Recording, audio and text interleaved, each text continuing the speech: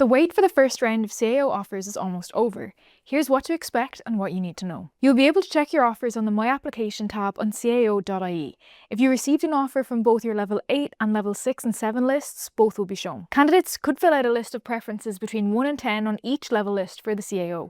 The offer they will receive will be for the highest choice that they've achieved with the required number of points and met any other entry requirements for.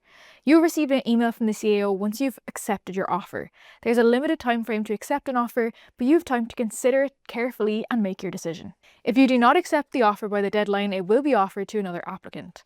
At the offer stage, a student will receive an offer of the course highest up on their course choices list that they are deemed eligible for, if any.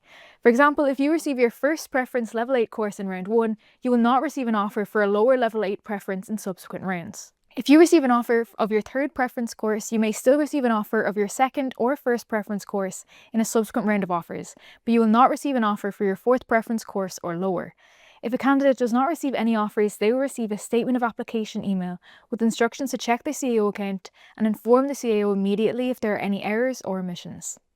Information about deadlines and subsequent offer rounds are available on the CAO website, while the National Parents and Students Leaving Certificate Helpline and Tech Support Service remains open.